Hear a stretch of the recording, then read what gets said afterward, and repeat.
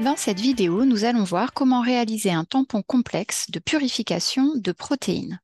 Le matériel nécessaire, c'est une balance, un agitateur, un pH-mètre, de la verrerie, des lunettes de protection pour les produits dangereux et une seringue pour pipeter le glycérol. On va d'abord préparer 200 ml de tampon Tris HCl 1 molaire pH 8. Pour cela, il faut peser 24,2 g de Trisma qu'on va dissoudre dans environ 100 ml d'eau ultra pure. Il faut bien dissoudre complètement la poudre par agitation magnétique avant d'ajuster le pH à 8 avec du HCl 5 molaires. C'est un produit corrosif, donc on met des gants, la blouse bien sûr et les lunettes de protection. Quand on atteint un pH de 8,00, on va pouvoir verser le bécher dans une fiole jaugée, rincer le bécher avec de l'eau ultra pure et on verse l'eau de rinçage dans la fiole jaugée et on complète à 200 ml avec de l'eau ultra pure avant de mélanger par retournement la fiole jaugée.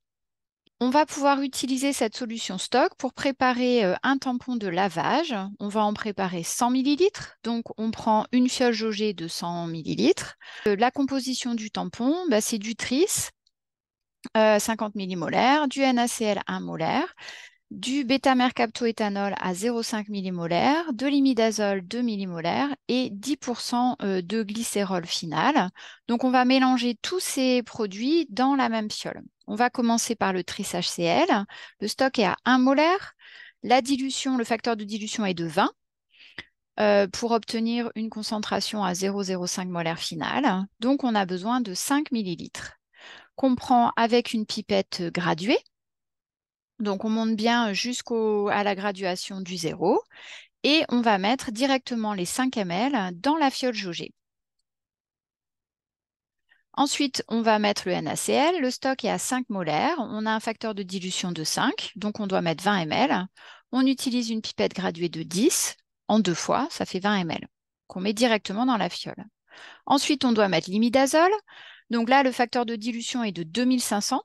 Donc, on va prendre 40 microlitres d'imidazole qu'on va mettre dans la fiole. On pose bien le cône contre la paroi de la fiole pour délivrer ce petit volume. Il nous reste à mettre le glycérol, donc 10 millilitres. Le glycérol, il est très visqueux, donc on utilise une seringue. On rajoute de l'eau dans la fiole sans aller jusqu'au trait de jauge pour bien mélanger tous les réactifs ensemble. Ensuite, on rajoute encore un petit peu d'eau en montant dans le col et on va aller rajouter le bêta-mercaptoéthanol sous la sorbonne puisque c'est un produit qui sent très mauvais. On jette le cône sous la sorbonne aussi. On finit d'ajuster jusqu'au trait de jauge avec la P1000, donc avec de l'eau distillée. Ensuite, on va agiter par retournement la fiole en utilisant du parafilm. On doit agiter par retournement au moins 5 ou 6 fois pour finir la préparation de notre tampon. Merci pour votre attention. À la prochaine fois.